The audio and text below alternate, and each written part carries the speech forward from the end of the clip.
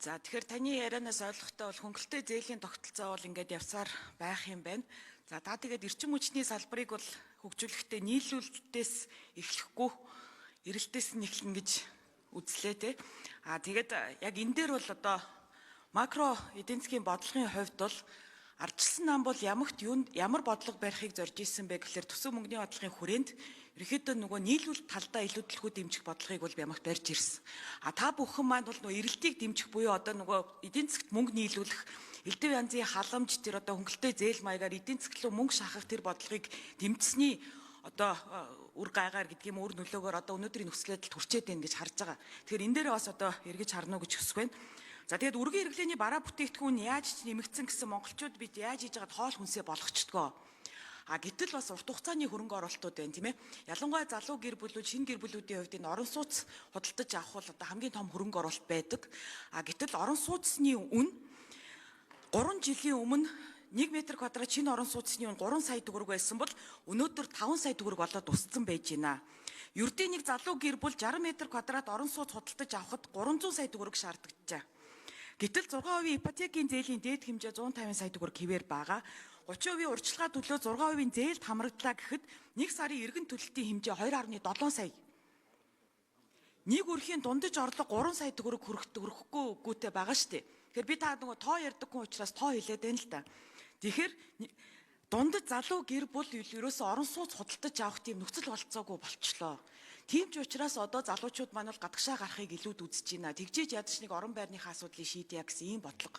Тэгэхээр өнгөрсөн хугацаанд бол ардчилсан намын засгийн газар бол ипотекийн санхүүжилтийн тогтолцоог бүрдүүлсэн, за барилгын материалын үйлдвэрлэлийг бас нэмэгдүүлсэн ийм зүйлүүдийг хийсэн. За одоо таны засгийн газрын хувьд бол одоо ямар бодлого барих вэ? Ерөнхий сайд хариулна. За жаргалан гишүүнтэй нөгөө яг агуулга нь адилхан боловч таны яриа яг хоёр зөрчилтэй болчиход байгаа. Би нийлүүлэлтэд дэмжигээд байгаа хгүй. Эрчим хүчнийч тэр одоо сэргээх тэрчим хүч гэхэд батарейтайгаа 10 цент үрчээд л да. Зүгээр дангаараа 5-6 цент, 3-4 цент руу хямдруулах ногоон эрчим хүчний юм шин технологи нэвтрүүлэхээр энэ тодорхой төслүүд 5 жилийн өмнө чиглэл тусгацсан байгаа. Яг тэнтэй адилхан жишээлбэл барилгын салбарт би нийлүүлэлтийг дэмжих бодлогыг төрүүлж байна. Ингэж барилгын үнийг буруулахгүй бол ипотекийн зээл чи эрэлтийг нь дэмжиж байгаа байхгүй юу?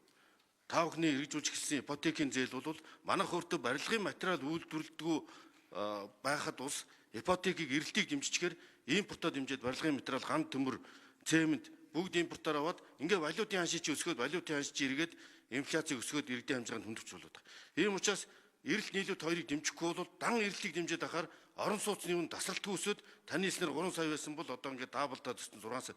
Зөвхөн өнгөрсөн 2 жил тэгэхэд 24% өсчлөө. Тийм учраас бид орон сууцчуулалтын банк байгуулж эрэлт нийлүүлэлт хоёулангийн дэмждэг affordable housing буюу орлогод нийцсэн орон сууц барьдаг хот хөдөөд Улаанбаатар хотод тэгэхэд 83 мянган өрх айл одоо 3-аас 5 сая төгрөгийн орлоготой тэрэнд нийцсэн тэр орлогод нь нийцсэн орон сууцыг барьж байгуулдаг хэрэгтэй. Тэгвэл зөвхөн эрэлт дэмжиж байхаар худлаа авах чадвартай энэ туулын голоос урагшаа хам уул дүүрчин тэр чигээр хороол болоод өндөр өртөгтэй орон сууц үний ч өсгөөд байдаг. Яг нөгөө нэг бага орлоготой иргэдэд нийцсэн орлогод нь нийцсэн орон сууцны бүтээмэл байхгүй. Ийм учраас эрчим хүч тэр орон сууц ч гэсэн тэр нийлүүлэлт талынхаа бодлогыг дэмжиж, нийлүүлэлт дотор орцуудынхаа бодлогыг дэмжиж, ерөөлөл цементийн үйлдвэр, арматурын үйлдвэр, гангийн үйлдвэрээ дэмжиж хямд өртөгтэй орон сууц баригдах. За тэр хэмжээгээр иргэдэд орон сууцжуулах, Улаанбаатар утааг болох зөвхөн халаагаараар биш орон сууцнд орж иж 21-р зуунд одоо хүн шиг амьдрах